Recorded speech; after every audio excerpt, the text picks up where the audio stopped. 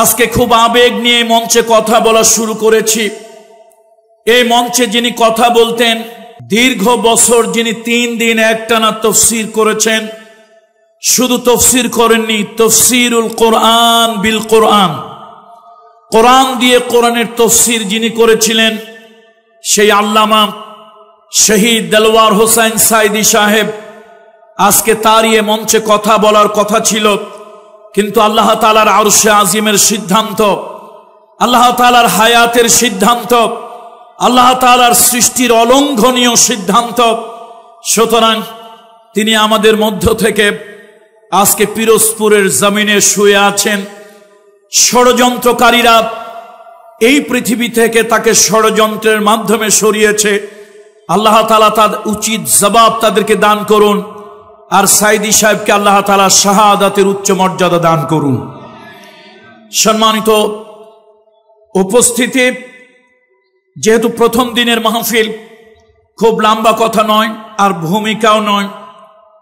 একটি কল্যাণময় রাষ্ট্রে শুধু রাষ্ট্রের কিছু অবকাঠামো থাকলেই হবে না, বিল্ডিং আছে, রাস্তাঘাট আছে, কিন্তু ওই দেশের মানুষের জনগণের চরিত্র ভালো না, তাদের চারিত্রিক বৈশিষ্ট্য ভালো না, তাহলে সে রাষ্ট্রটা কখনই একটা কল্যাণ রাষ্ট্র হয় না, হতে পারে না।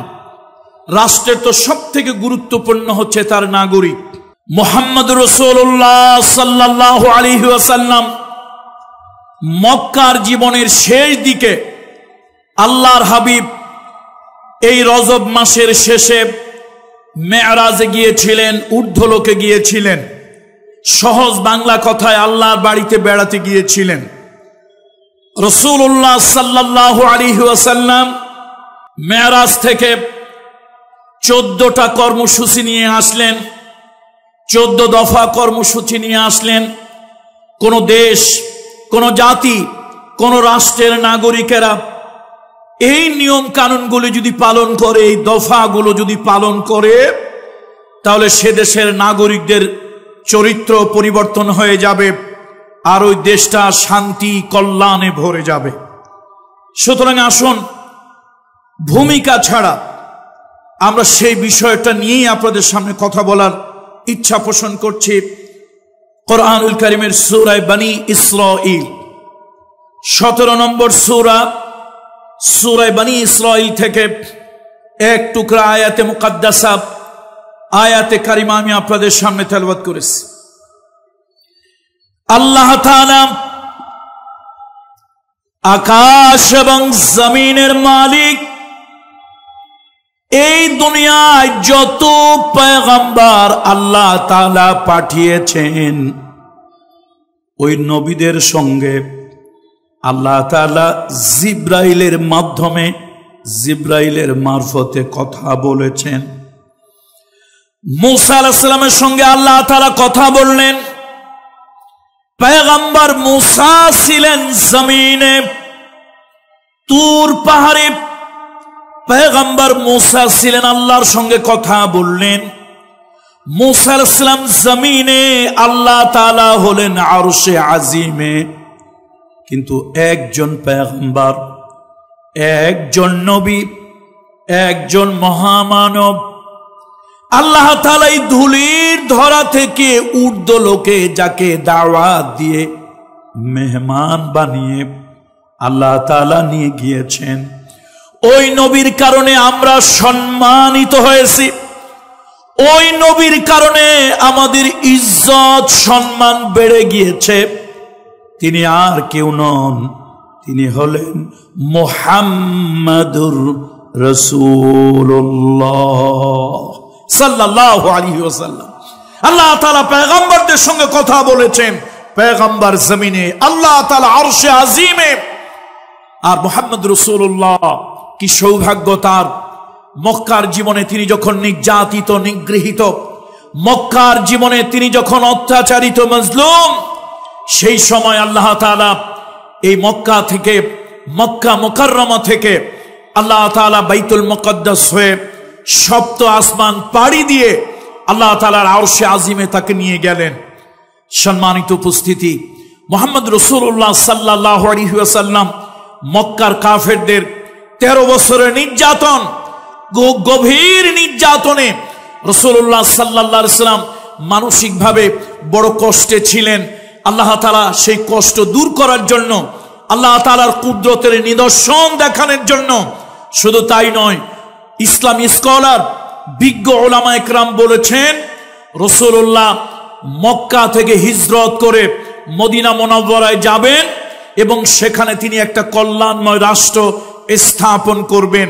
সেই কল্যাণময় রাষ্ট্র, ওই কল্যাণময় রাষ্ট্র পরিচালনার জন্য কিছু স্পেশাল ট্রেনিং দেওয়ার জন্য আল্লাহ তাআলা তার হাবিবে কিবরিয়াকে এই ধুলির ধরা থেকে ঊর্ধ্বলোকে আরশে আজিমে আল্লাহ তাআলা নিয়ে গিয়েছিলেন। রাষ্ট্রের দায়িত্ব অত্যন্ত গুরুত্বপূর্ণ। সেখানে যদি চরিত্রহীন লোকদেরকে দেওয়া হয়, সেখানে যদি ক্ষমতা লিপ্সু লোকদেরকে দেওয়া হয়, সেখানে যদি লোভী লোকদেরকে দেওয়া হয়, সেখানে যদি আত্মীয়করণ দলীয়করণ করে এমন লোকদেরকে যদি দেওয়া হয়, তাহলে ওই রাষ্ট্রটার কল্যাণ কখনোই আসতে পারে না। মুহাম্মদ রাসূলুল্লাহ সাল্লাল্লাহু আলাইহি ওয়াসাল্লাম সেই কল্যাণময় রাষ্ট্রের কিছু স্পেশাল ট্রেনিং নেওয়ার জন্য আল্লাহ তাআলা তাকে আরশে আজিমে নিলেন, ঊর্ধ্বলোকে নিলেন, মেরাজে গমন করলেন। মুহাম্মদ রাসূলুল্লাহর জীবনে যত মুআজিজা হয়েছে তার মধ্যে শ্রেষ্ঠ মুআজিজার নাম হলো কোরআন, দ্বিতীয় মুআজিজার নাম হলো মেরাজ। সুবহানাল্লাহ। আল্লাহর নবী, বিশ্ব নবী, মানবতার বন্ধু মুহাম্মদ রাসূলুল্লাহ সাল্লাল্লাহু আলাইহি ওয়াসাল্লাম, আল্লাহ তাআলা তাকে মেরাজ থেকে আসলেন। ওহীর মাধ্যমে আল্লাহ তাআলা 14টা কর্মসূচি দিলেন। ওই কর্মসূচি যদি কোন রাষ্ট্রে পালন হয়, ওই কর্মসূচি যদি কোন রাষ্ট্রের নাগরিক মানুষ যদি পালন করে, সেই রাষ্ট্রটা হবে কল্যাণের, আর ওই রাষ্ট্রের জনগণ হবে উন্নত চরিত্রের। সুবহানাল্লাহ। প্রথমটা হলো দাসত্ব, ইবাদত, বন্দিগি। এটা শুধুমাত্র রাষ্ট্রের নাগরিকেরা মহামহিম আল্লাহর করবে, আর কারো নয়। ইবাদত, বন্দিগি, দাসত্ব, গোলামি, হুকুমের ফরমাবরদারি রাষ্ট্রের নাগরিকেরা একমাত্র আল্লাহর জন্য করবে। তবে অবশ্যই সে নাগরিক মুসলমান। অমুসলিম ভাই বোনদের উপরে ইসলাম কখনই কিছু জোর করে চাপিয়ে দেয়নি। লা ইকরাহা ফিদ্দীন, ধর্মের মধ্যে, দ্বীনের মধ্যে জবরদস্তি নাই, বাড়াবাড়ি নাই। আল্লাহর নবী মুহাম্মদ রাসূলুল্লাহ সাল্লাল্লাহু আলাইহি ওয়াসাল্লাম স্পষ্টই মক্কার কাফেরদেরকে জানিয়ে দিয়েছিলেন, লাকুম দীনুকুম ওয়ালিয়া দীন, তোমাদের দিন তোমাদের কাছে, আমাদের দিন আমাদের কাছে। সুতরাং নাগরিক যদি ভিন্ন ধর্মের হয়, নাগরিক যদি অন্য ধর্মের হয়, অমুসলিম হয়, ইসলাম ভিন্ন ধর্মের হওয়ার কারণে, অমুসলিম হওয়ার কারণে কখনই শরিয়াতের কোনো বিধান জবরদস্তি করে তাদের উপরে চাপিয়ে দেয় না। সুবহানাল্লাহ, সুবহানাল্লাহি ওয়া বিহামদিহি, সুবহানাল্লাহিল আযীম। তাহলে বন্ধুরা আমার, আল্লাহর নবী মেরাজ থেকে উম্মতের জন্য আল্লাহর পক্ষ থেকে 14 দফা কর্মসূচি নিয়ে আসলেন। প্রথম কর্মসূচি হলো ইবাদত, বন্দিগি, গোলামি আল্লাহর। ওয়াকাদা রাব্বুকা আল্লা তা'বুদু ইল্লা ইয়াহু, তোমার প্রভুর ফয়সালা হলো, তোমার প্রভুর নির্দেশ হলো, আইন হলো, বিধান হলো, ইবাদত করবে, বন্দিগি করবে, দাসত্ব করবে, গোলামি করবে একমাত্র আল্লাহর। আল্লাহ ছাড়া আর কারো দাসত্ব, গোলামি, ইবাদত করবে না। কারোই নয়, কোন ব্যক্তির নয়, কোন মতবাদের নয়, মতাদর্শের নয়। মুসলমান কখনই কারো ইবাদত, কারো বন্দিগি, কারো গোলামি মুসলমান করতে পারে না। তার কারণ আমরা এই আকীদা, এই বিশ্বাস করি, আমাদেরকে সৃষ্টি করা হয়েছে শুধুমাত্র কেবলমাত্র একমাত্র আমাদেরকে ইবাদত, বন্দিগি, দাসত্ব, গোলামি করার জন্য। আল্লাহ তাআলা বলেন, ওয়ামা খালাকতুল জিন্না ওয়াল ইনসা ইল্লা লিয়াবুদুন। আমি মানুষ এবং জিনকে সৃষ্টি করেছি একমাত্র আমার ইবাদত করার জন্য, আমার দাসত্ব করার জন্য, আমার গোলামি করার জন্য। আমি আল্লাহ ছাড়া কারো কাছে মাথা নত করবে না, কারো সামনে সেজদা দেবে না, কারো কাছে কিছু চাইবে না, কারো বন্দিগি করবে না। যা কিছু করার একমাত্র আমি আল্লাহ তাআলা আমার করবে, অন্য কারো নয়। বন্ধুরা, আমরা যে মানহাজ, যে মাযহাব, যেই মাসলাকের লোক হই, হতে পারি হানাফি, হতে পারি শাফিঈ, হতে পারি আহলে হাদিস, হতে পারি সালাফি, যেই মানহাজ, যেই মাযহাবেরই আমরা হই না কেন, আমরা সালাতের ভিতরে আল্লাহর কাছে সূরা ফাতিহায় কি দোয়া করি বলেন তো? ইহদিনাস সিরাতাল মুস্তাকিম। আমার সঙ্গে সকলে আবেগ নিয়ে পড়েন, খুব হৃদয়ের আবেগ নিয়ে পড়বেন। ইহদিনাস সিরাতাল মুস্তাকিম। আয় আল্লাহ তাআলা, আয় আল্লাহ তাআলা, আমরা জান্নাতে যেতে চাই, ওই জান্নাতের সহজ সরল পথ আমাদেরকে দেখাও। বারবার বললাম, আল্লাহ তাআলা কোরআনুল কারীমের ভিতরে, আল্লাহ তাআলা কোরআনুল কারীমের সূরা ইয়াসিনের ভিতরে তার জবাব দিয়া দিলেন, ওয়া আনি'বুদুনি হাযা সিরাতুম মুস্তাকিম। পড়েন না আমার সাথে, একটু আবেগে পড়েন। ওয়া আনি'বুদুনি হাযা সিরাতুম মুস্তাকিম। বান্দারে আমার ইবাদত করো। কোন পীরের ইবাদত, পরীর ইবাদত, দরগার ইবাদত, মুসলমান হলে দুর্গার ইবাদত, আমার হিন্দু সম্প্রদায়ের ভাই বোন হাজার বার করুক, লক্ষ বার করুক, তার ধর্ম, তার বিশ্বাস, তার আকীদা। কিন্তু আমার মুসলমান না দরগার ইবাদত করবে, না দুর্গার ইবাদত করবে, না পীরের ইবাদত করবে, না পরীর ইবাদত করবে, না বাজার, না মাজার, না পীর, না ফকির। কারো ইবাদত, কারো বন্দিগি, কারো হুকুমের ফরমাবরদারি, কারো সামনে মাথা নত এগুলি করবে না।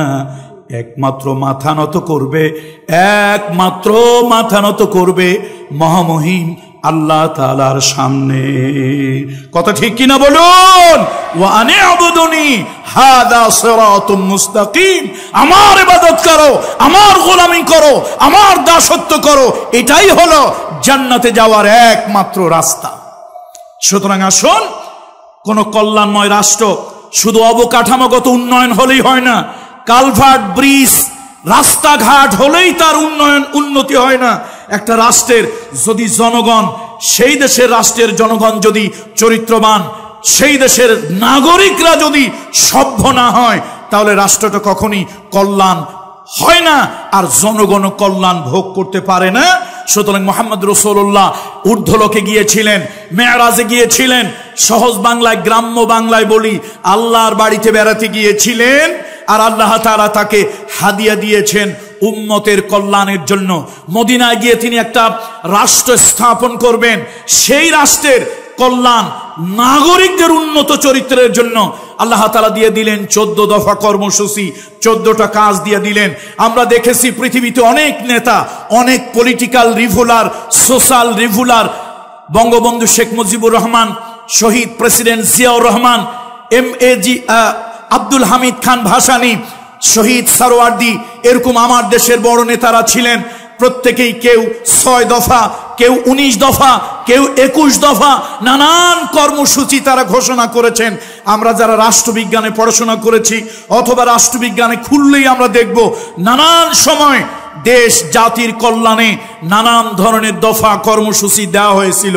মুহাম্মদ রাসূলুল্লাহ মানবতার বন্ধু, ইমামুল মুরসালিন, সাইয়্যিদুল মুরসালিন, খাতামান নবিয়্যিন, শাফিউল মুজনাবিন, রাহমাতুল লিল আলামিন, আল্লাহর দাওয়াতে আল্লাহর মেহমান হয়ে তিনি ঊর্ধ্বলোকে গমন করলেন।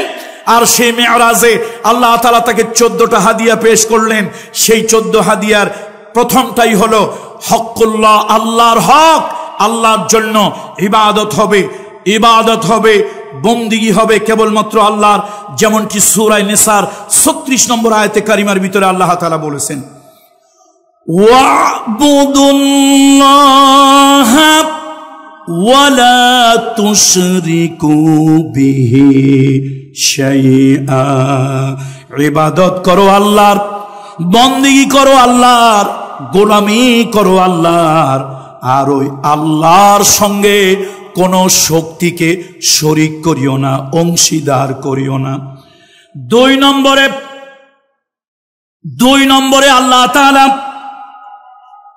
রাষ্ট্রের নাগরিকদের জন্য যে হাদিয়াটা দিলেন, নাগরিকরা একটা মানবিক দায়িত্ব পালন করবে, সেটা হলো যে মা বাপের মাধ্যমে এই সুন্দর পৃথিবী তারা দেখেছেন, যে মা বাপের মাধ্যমে সুন্দর পৃথিবী তারা দেখলেন, সুন্দর পৃথিবীর রূপরস অনুভব করলেন, ওই মা বাপের জন্য আল্লাহ তাআলা বললেন, ওয়াবিল ওয়ালিদাইনি ইহসানা। তোমরা মা বাপের সঙ্গে ইহসান করবে, সদাচরণ করবে, উত্তম ব্যবহার করবে। কোন মানুষ যদি মানুষের প্রতি ইহসান করে, দয়া করে, সদাচরণ করে, উত্তম মানবিক আচরণ যদি কোনো মানুষ মানুষের প্রতি করে, আল্লাহ তাআলা বলেছেন, ইন্নাল্লাহা ইউহিব্বুল মুহসিনিন। আল্লাহ তাআলা ইহসানকারীদেরকে ভালোবাসেন। হাল জাযাউল ইহসান ইল্লাল ইহসান। তুমি যদি মা বাপের প্রতি ইহসান করো, ভালোবাসো, ভালোবাসা দাও, তাহলে উত্তম মানবিক আচরণ যদি করো, আমি আল্লাহ তাআলা তোমাদেরকে বদলা, জাযা, প্রতিদান আমি আল্লাহ ইহসান দিয়ে দেব। ইহসানের বদলা, ইহসানের প্রতিদান আমি ইহসান ছাড়ার কিছুই করি না। মাইকের আওয়াজ যতদূর যাচ্ছে, অমুসলিম ভাই বোনেরা যারা আছেন, মাইনরিটি আমার ভাই বোনেরা যারা আছেন, হৃদয়ের আবেগ ও ভালোবাসা দিয়ে আপনাদের খিদমতে বলছি, অমুসলিম ভাই বোনদেরকে হৃদয়ের আবেগ ভালোবাসা দিয়ে বলছি, শুনুন, আপনারা হয়তো ভয় পান যে এটা মুসলমানরা মেজরিটি পার্সেন্টে দেশে কোরআনের বিধান যদি কায়েম হয়, এই দেশে কোরআনের আইন দিয়ে যদি দেশটা পরিচালিত হয়, রাষ্ট্রের কনস্টিটিউশন, রাষ্ট্রের সংবিধান যদি হয় কোরআন আর হাদিস, তাহলে তো আমরা মাইনরিটি যারা আছি, আমরা যারা সংখ্যায় কম বা সংখ্যালঘু যারা আছি, তারা তো নির্যাতিত হব, নিগৃহীত হব, আমাদের অধিকার খর্ব হবে, ক্ষুণ্ণ হবে। আমি বলি না, এটা আপনাদের একটা ভুল ধারণা। আপনাদের ধর্মীয় অধিকার আমরা কখনই আপনাদের সাথে ধর্মে মিলাতে চাই না। আপনার ধর্মে যেটা বৈধ, আমার ধর্মে সেটা অবৈধ। আমার ধর্মে যেটা পুণ্যের কাজ, আপনার ধর্মে সেটা পাপের কাজ। সুতরাং আমরা ধর্মে মিলাতে চাই না। আপনার ধর্ম আপনার কাছে, আমার ধর্ম আমার কাছে, লাকুম দীনুকুম ওয়ালিয়া দীন। কিন্তু আমার ইসলাম পৃথিবীর সব মানুষ, জাতি, ধর্ম, বর্ণ নির্বিশেষে মানুষকে মানুষ হিসেবে মূল্যায়ন করেছে। ইসলামের শরিয়াত যদি হয়, দেশে যদি কোরআন এবং সুন্নাহর কনস্টিটিউশন যদি হয়, কোরআনের বিধান দিয়ে যদি কোর্ট কাছারি আদালত চলে, অমুসলিম ভাই বোনদেরকে বলি, মা বাপকে আপনারাও তুচ্ছ করতে পারবেন না, মা বাপকে আপনারা অসম্মান করতে পারবেন না। আমরাও পারবো না, আপনারাও পারবো না। এটা শরীয়তের বিধান। তবে ধর্মের বিধান জবরদস্তি করে ইসলাম কখনই আপনাদের উপরে চাপিয়ে দেবে না। কেন? মা বাপ, এদের মাধ্যমে আমরা পৃথিবী দেখেছি। আল্লাহ তাআলা এই জন্য বলেছেন, ওয়াসাইনাল ইনসানা বিওয়ালিদাইহি। সূরা লোকমানের ভিতরে মা বাপের প্রতি মানুষকে আল্লাহ তাআলা ভালো আচরণ করতে বলেছেন। তাহলে হিন্দু, আপনি মনুষ্য পদবাচ্যে বিবেচিত, আপনি মানুষ। খ্রিস্টান, আপনিও মানুষ, মনুষ্য পদবাচ্যে বিবেচিত। আমি মুসলমান, আমিও মানুষ। তাহলে আপনার আমার সবার জন্য শরীয়তের এই বিধানটা ম্যান্ডেটরি, বাধ্যতামূলক। মা বাপকে আপনিও তুচ্ছ তাচ্ছিল্য করে রাস্তায় ফেলে দিতে পারবেন না, যেখানে সেখানে বন জঙ্গলে রেখে আসতে পারবেন না। বুড়ো বয়সে বাপ মা সন্তানের একটু এহসান চায়, একটু দয়া চায়। রাষ্ট্রের নাগরিকদের এটা একটা নৈতিক দায়িত্ব যে তারা যেন তাদের বাবা মাকে রাস্তায় ফেলে না দেয়, বৃদ্ধাশ্রমে ছেড়ে না দেয়, ঝোড় জঙ্গলে নদীর পাড়ে খালের ধারে যেন ফেলে না আসে। সেই জন্য বাবা মার প্রতি কর্তব্য পালনের জন্য রাষ্ট্রের নাগরিকদের যেই 14টা কর্মসূচি, উত্তম কল্যাণময় রাষ্ট্রের চরিত্রবান নাগরিক গঠন করার জন্য যেই 14টা কর্মসূচি আল্লাহ তাআলা দিয়েছেন, 14 দফা, তার দ্বিতীয় দফাই হলো মা বাপের সাথে উত্তম আচরণ করা। আমরা সবাই এই কাজটা করব, এহসান করব তাদের প্রতি। সময়ের অভাবে এটার উপরে আমরা আর যেতে পারলাম না। এবার মানবিক একটা উত্তম গুণ, একটা মানবিক উত্তম গুণ, শুধু মানুষের মতো হাত পাও নিয়ে জন্মগ্রহণ করলেই মানুষ মানুষ হয় না। মানুষ হয় তার মনুষ্যত্বে, ইনসানিয়াত, তার হিউম্যানিটি, তার মানবতা, তার মনুষ্যত্বে সে মানুষ হয়। সুতরাং আল্লাহ তাআলা সে মানুষদেরকে উন্নত গুণাবলী সম্পন্ন মানুষ বানানোর জন্য আল্লাহ তাআলা বললেন, তোমাদের নিকট আত্মীয় স্বজন যারা আছে, রক্তের সম্পর্কের আত্মীয় স্বজন যারা আছে, তাদের বন্ধন হক আদায় করো, বন্ধন রক্ষা করো। অসহায়, গরিব, মিসকিন এবং রাস্তার পথিক, এদের প্রতিও তোমরা ভালো মানবিক আচরণ করো। দেখুন, আত্মীয় স্বজন আমাদের রক্তের সম্পর্ক, তাদের সাথে, অসহায় গরিবদের সাথে, রাস্তার পথিকদের সাথে। ইবনুস সাবিল, এখন এই রাস্তার পথিক শুধু তো মুসলমান না, অন্যান্য ধর্মের হতে পারে। আমি সাদা চামড়ার মানুষ, রাস্তার পথিক একটা কালো চামড়ার মানুষ হতে পারে। আমি এলিট শ্রেণী, হাই সোসাইটির মানুষ, রাস্তার একজন পথিক সে গরিব হতে পারে, সে আপনার দলিত শ্রেণী, নিচু শ্রেণীর হতে পারে। সে যে ধর্মের, যে বর্ণের হোক, একটা রাস্তার অসহায় পথিককে মানবিক সাহায্য করা, দয়া করা, মানবিক আচরণ করা ইসলাম ধর্ম শিখাইছে। মুহাম্মদ রাসূলুল্লাহর মাধ্যমে আল্লাহ তাআলা শিখাইছেন নাগরিকরা রাস্তার অসহায় মানুষগুলোর প্রতি মানবিক আচরণ করবে। আল্লাহ তাআলা বলেন, ওয়াআতি যাল কুরবা হক ওয়াল মিসকিন ওয়াবনাস সাবিল। আল্লাহ তাআলা বলেন, তোমাদের যারা রক্তের সম্পর্ক, ভাই রক্তের সম্পর্ক, বোন রক্তের সম্পর্ক, চাচা রক্তের সম্পর্ক, ফুফু রক্তের সম্পর্ক, মামা খালা, এই যে আপন রক্তের সম্পর্কের আত্মীয়গুলি, খবরদার এই আত্মীয়তার সম্পর্ক ছিন্ন করো না, এই সম্পর্কগুলো নষ্ট করো না। এই সম্পর্কগুলো আল্লাহর আরশের সঙ্গে ঝুলন্ত থাকে, আল্লাহর আরশের সঙ্গে লটকানো থাকে। এই যে রক্তের সম্পর্ক, নারীর সম্পর্কগুলো যারা ছিন্ন করলো, ওরা যেন আল্লাহর আরশের সাথে সম্পর্ক ছিন্ন করলো। নাউযুবিল্লাহ। খবরদার, ধন সম্পদ, টাকা পয়সা, বৈষয়িক সম্পদ, বৈষয়িক ক্ষমতার জন্য আপন রক্তের বন্ধন সম্পর্ক ছিন্ন করবেন না। বরং রাসূলুল্লাহ একটা হাদিসে বলেছেন সাল্লাল্লাহু আলাইহি ওয়াসাল্লাম, আল্লাহ নবী বলেছেন, 3টা কাজ যদি কেউ করে, সে দুনিয়ায় উত্তম চরিত্রের মানুষ, আর আখেরাতে তার মিজানের পাল্লা, নেকির পাল্লা ভারী হবে। সেই 3টা কাজ হলো, তাসিল মান কতাআক ওয়া তুতি মান হারামাক ওয়া তুফু আম্মান যালামাক। তোমার সাথে যে রক্তের সম্পর্কের আত্মীয় স্বজন, বন্ধুত্বের সম্পর্ক, তোমার রক্তের সম্পর্ক যারা ছিন্ন করেছে, তুমি তাদের সাথে সম্পর্ক ছিন্ন নয়, যদি সম্ভব হয় তাদের সাথে সম্পর্ক জোড়া লাগাও, তাদের সাথে সম্পর্ক ছিন্ন নয়, তাদের সাথে সম্পর্ক আরো ভালো করো, ডেভেলপ করো। তারপরে যদি তোমাকে কেউ বঞ্চিত করে থাকে, তুমি তাকে বঞ্চিত করিও না, সম্ভব হলে তুমি তাকে কিছু দাও। ওয়াতুফু আম্মান যালামাক। কেউ যদি ক্ষমতা পেয়ে কারো প্রতি জুলুম করে, কেউ যদি পয়সার জোরে, টাকার জোরে, ক্ষমতার জোরে কারো প্রতি জুলুম করে, আল্লাহ নবী ফতে মক্কার দিন, মক্কা বিজয়ের দিন রাসূলুল্লাহর সঙ্গে যারা দুর্ব্যবহার করেছিলেন প্রত্যেকের পাই পাই করে কড়ায় গন্ডায় হিসাব করে রাসূলুল্লাহ সেই জুলমের বদলা নিতে পারতেন, কিন্তু আল্লাহ রাসূল সাল্লাল্লাহু আলাইহি সাল্লাম আল্লাহ নবী কাবা ঘরের সামনে নবীজির চোখ বেয়ে টপ টপ করে পানি পড়ছিল। আল্লাহ তাআলার হাবিব বললেন, শোনো, ইউসুফ আলাইহিস সালাম তার ভাইরা হাজারো জুলুম করার পরে সে ভাইদেরকে যেরকম ক্ষমা করে দিয়েছিলেন, ও মক্কাবাসী, আমার প্রতি বহুত জুলুম তোমরা করেছো, শারীরিক মানসিক নির্যাতন করেছো, 36 মাসের উপরে আমাকে কঠিন কারাগারে অবরুদ্ধ করে রেখেছো, সুতরাং আমি সব কথাগুলো আমার মনে আছে, হৃদয়ে দাগ কেটে আছে, কিন্তু আমি সেগুলো ভুলে গেলাম। আজকে সেই জুলমের বদলা প্রতিদান জুলুম নয়, আমি তোমাদের প্রতি ইহসান করলাম, ক্ষমা করে দিলাম, আমি তোমাদেরকে মাফ করে দিলাম। আল্লাহু আকবার।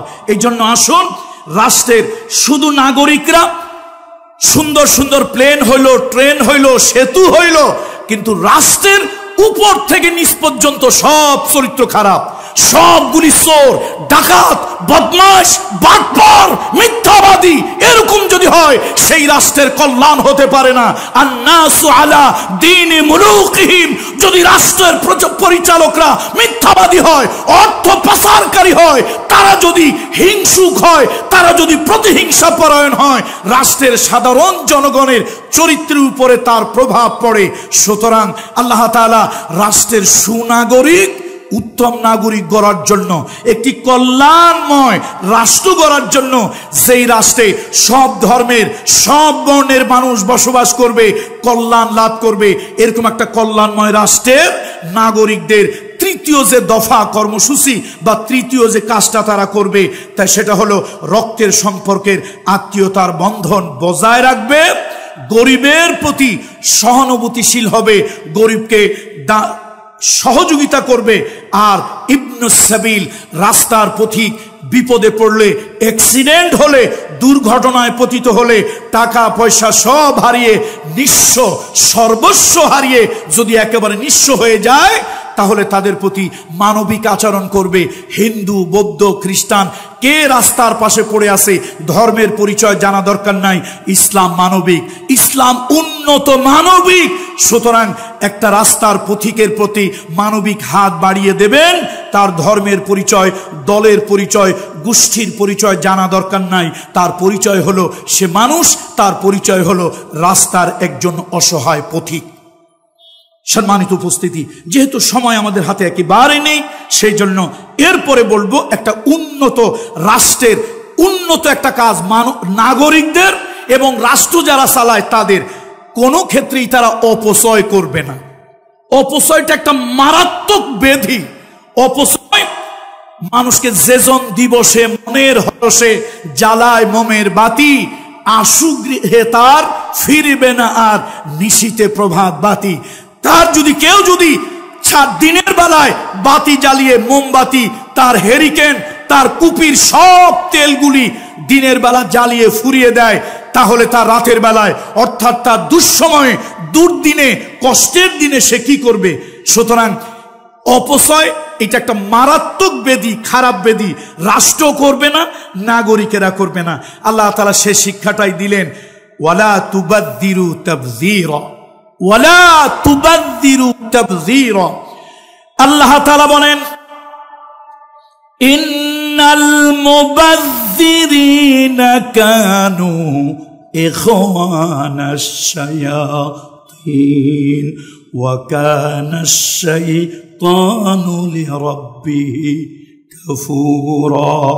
আল্লাহ তাআলা বলেন, ওয়ালা তুবাদদিরু তাবযীরা, তোমরা অহেতুক খরচ করিও না, বেহুদা খরচ করিও না, অপ্রয়োজনীয় খরচ করিও না। যারা অহেতুক খরচ করে, বেহুদা খরচ করে, তারা হলো শয়তানের ভাই। বন্ধুরা, আমার একটা কথা না বললেই নয়। বিগত সরকারের আমলে বিদেশ থেকে একটা রোবট ভাড়া করে আনা হয়েছিল, নাম হলো সোফিয়া। নামটা ছিল কি? সোফিয়া। এই সোফিয়াকে কোটি কোটি টাকা খরচ করে আনা হলো। আমাদের পলক সাহেব ঝলক দেখাইলেন, পলক সাহেব ঝলক দেখাইলেন ওই রোবোটিক সোফিয়ার ভিতরে তার হার্ড ডিস্কের ভিতরে, তার কম্পিউটার সিস্টেমের ভিতরে কিছু কথা ঢোকা দিল, ওইটা আবার সে রিপিট করলো, রিপ্লাই করলো। তারা তো হেসে হেসে একদম খুশিতে বাগবাগ হয়ে গেল। আহারে সোফিয়া আমরা আমাদের কথা বলে, দেশের কথা বলে, জাতির কথা বলে, বঙ্গবন্ধুর কথা বলে, প্রধানমন্ত্রীর কথা বলে, তারা অস্থির হয়ে গেল। আমি চিন্তা করলাম পিসাব মানুষ, আমরা খালি খানকায় জিকিরের কথা কই, আজকে একটু খানকায় জিকিরের বাহিরেও দুই একটা কথা কই। তখন আমি বললাম, দেখেন আপনারা বিদেশ থেকে কোটি কোটি টাকা খরচ করে সোফিয়া ভাড়া করে আনলেন তার মুখের একটু হাসি দেখার জন্য, আর তার মুখ থেকে আপনাদের নেতা নেত্রীদের নাম শোনার জন্য। আমি বললাম, বাংলাদেশের গভর্নমেন্টকে উদ্দেশ্য করে, গোয়েন্দাদেরকে উদ্দেশ্য করে বললাম, আমার নামটা নোট করেন, কোট করেন, গভর্নমেন্টের কাছে মেসেজটা পৌঁছে দেন যে আপনারা একটা রোবোটিক সোফিয়াকে ভাড়া করে এনে শত শত কোটি টাকা খরচ করে আপনারা যে তামাশা দেখাচ্ছেন, ঢাকা মেডিকেলে গিয়ে দেখেন, চিটাগং মেডিকেলে গিয়ে দেখেন, সিলেট মেডিকেলে গিয়ে দেখেন, কত জীবন্ত সোফিয়া রাষ্ট্রের নাগরিক, হতে পারে হিন্দু, হতে পারে মুসলমান, হতে পারে বৌদ্ধ, হতে পারে খ্রিস্টান, যেটাই হোক রাষ্ট্রের একজন নাগরিক, একটা জীবন্ত সোফিয়া একটা বেড পাচ্ছে না, হাসপাতালের বারান্দায় একটা মাদুর বিছাইয়া, চাটাই বিছাইয়া, একটা বিছানার চাদর বিছিয়ে সে ওখানে মানবতার জীবন যাপন করে চিকিৎসা নিচ্ছে। একটা সোফিয়া, জীবন্ত সোফিয়া চিকিৎসার জন্য একটা বেড পায় না। আর আপনারা মানবতার সাথে তামাশা করেন, কৌতুক করেন, বিদেশ থেকে রোবট সোফিয়া ভাড়া করে আনেন তার কৃত্রিম হাসি দেখার জন্য। আল্লাহ লানাত আপনাদের উপরে পড়ুক। এই জন্য কোরআন শরীফ রাষ্ট্রের এবং রাষ্ট্রের নাগরিকদের 14 দফা কর্মসূচির অন্যতম একটা দফা দিয়ে দিলেন, ওয়ালা তুবাযজিরু তাবযীরা। খবরদার, অহেতুক আননেসেসারি, অপ্রয়োজনীয় খরচ করবে না। দেশের নাগরিকের জন্য 1000 কোটি টাকা যদি লাগে 1000 কোটি টাকা খরচ করো, তবে নেতা নেত্রীর ভাস্কর্য বানানোর জন্য 2 টাকাও খরচ করা যাবে না। এটা অপচয়। কোরআনুল কারীমের ভিতরে আল্লাহ তাআলা এই অপচয়ের ব্যাপারে সূরা ফুরকানের ভিতরে আল্লাহ তাআলা আরো অনেক কথা বলেছেন, সেটা সময়ের অভাবে আমরা বলতে পারছি না। এখন ব্যয়ের ক্ষেত্রে কিভাবে ব্যয় করব সে কথাটাও আল্লাহ তাআলা সুন্দর করে আল্লাহ তাআলা বলে দিলেন। সকল ক্ষেত্রে মধ্যম পন্থা অবলম্বন করতে হবে। সিলেটের লোক পয়সা আছে, দিল দরিয়া, হাত উজাড় করে খরচ করে ভিক্ষুক হয়ে যাবে তার পরবর্তী প্রজন্ম, আল্লাহ তাআলা সেটা চান নাই। আবার জনমের মতো কঞ্জুস, কিপটা, কৃপণ হয়ে যাবে, এটাও আল্লাহ তাআলা চান নাই। কৃপণ হলো আল বখিলু আদুউল্লাহ, আল বখিলু আদুউল্লাহ। যারা কৃপণ কিপটা, এই কৃপণ লোকগুলি হচ্ছে আল্লাহর দুশমন। সুতরাং খরচের জন্য নাগরিকরা, রাষ্ট্র খরচ করবে, যত আগে তত খরচ করবে, খরচের ক্ষেত্রে কার্পণ্য করবে না। 5 নম্বরে যেই আল্লাহ 5ম দফা দিয়েছেন, আল্লাহ তাআলা বলেন, তোমার হাত গলার সঙ্গে লাগায় রেখো না, গলার সঙ্গে হাতটারে লাগায় রেখো না। গরিব মানুষ একটু ভিক্ষা চায়, ভিক্ষা দেয় না। ঈদ আসলো, বিভিন্ন আনন্দ উৎসব আসলো, অসহায় মানুষগুলি আপনার কাছে আসলো, 10টা টাকা আপনি দিলেন। এক শ্রেণীর মানুষ আছে, তাদের স্বভাব হলো, তাদের চরিত্র হলো শুধু মাল জমা করে, অর্থ জমা করে আর হিসাব করে কত টাকা হইল।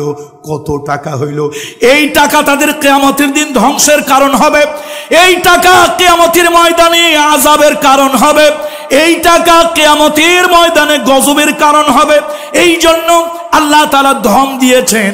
আল্লাহ তাআলা বলেছেন, বান্দারে খবরদার, হাতটারে গলার সঙ্গে লাগায় রেখো না। আঞ্জুমানের খিদমতে কোরআন হাজার লক্ষ টাকা খরচ করে আল্লাহর দ্বীনের কথা, সমাজকে আলোকিত করার জন্য, দেশকে আলোকিত করার জন্য, মানুষের মুর্দা কলব জিন্দা করার জন্য বিশাল আয়োজন করতেছে। হাতটারে গলার সঙ্গে আটকায় রেখো না, এই ভালো কাজে তুমিও অংশীদার। সুবহানাল্লাহ। এই জন্য হাতটাকে গলার সঙ্গে লটকা রাখা যাবে না।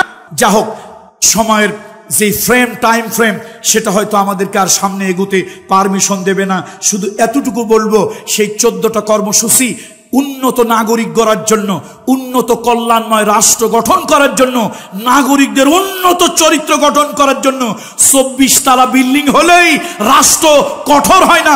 বুর্জ তার মতো বিরাট বড় একটা অট্টালিকা হলেই রাষ্ট্রটা ভালো হয় না।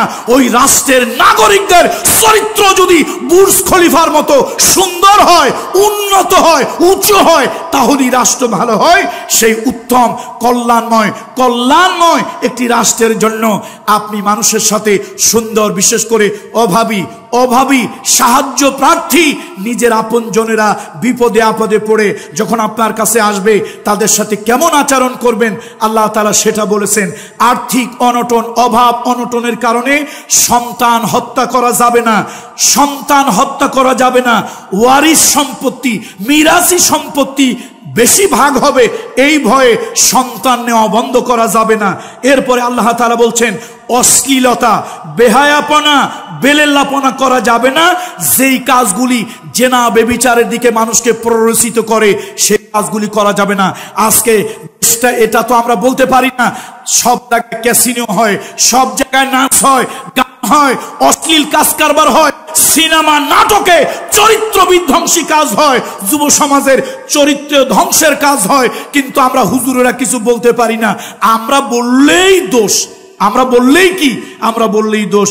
ওয়ালা তাকরাবুজ জিনা ইন্নাহু কানা ফাহিশাতান ওয়া সাআ সাবিলা। আল্লাহ তাআলা এগুলো থেকে দূরে থাকতে বলেছেন। আল্লাহর আইন ছাড়া, আল্লাহর শরীয়তের বিধান ছাড়া কোনো মানুষকে হত্যা করা যাবে না।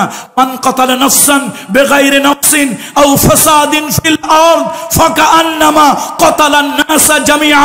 রাজনৈতিক দলের বন্ধুরা ভালো করে শুনে নেন, সব রাজনৈতিক দলের বন্ধুদেরকে কোরআন থেকে বলতেছি, আপনারা ধারণা করেন আমরা যারা ধর্মের কথা বলি, আল্লাহর কথা বলি, দ্বীন প্রতিষ্ঠার কথা বলি, আমরা নাকি মানুষ হত্যা করি? কিছু জালিমেরা, কিছু কুলাঙ্গারেরা, কিছু চরিত্রহীনেরা এই আলেমদের উপরে, ইসলামপন্থীদের উপরে, দ্বীনপন্থীদের উপরে এই ব্লেমগুলি, এই অপরাধগুলি তারা ছড়িয়ে দেয়। কথা ঠিক কিনা? ভালো করে শোনেন। আমাদের ওয়াজে মানুষ হত্যার জন্য আমরা মানুষকে প্ররোচিত করি না।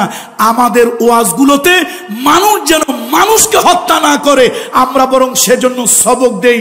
মান কাতালা নাফসান বিগাইরি নাফসিন, কেউ যদি অন্যায়ভাবে একটা মানুষকে হত্যা করলো, এখানে মুসলিম বলা হয় নাই, মান কাতালা মুসলিমান মুতাআম্মিদান, একজন মুসলমানকে হত্যা করেছে কথা নয়, মানুষকে হত্যা করেছে।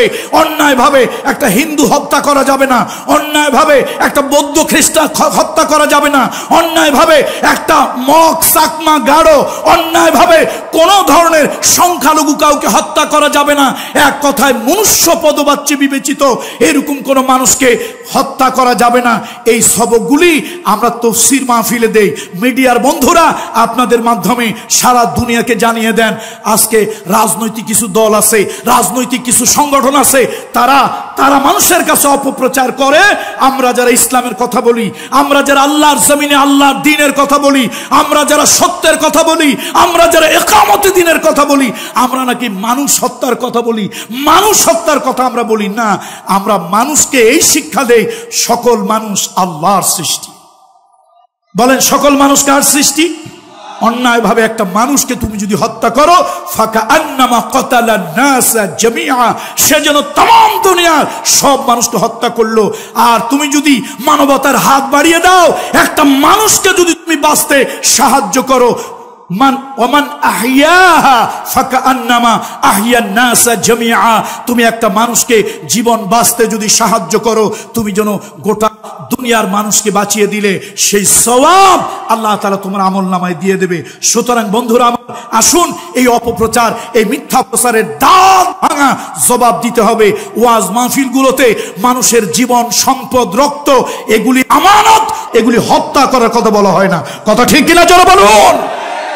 বন্ধুরা আমার, অপব্যবহার করা যাবে না, ইয়াতিমের সম্পদ লুণ্ঠন করা যাবে না।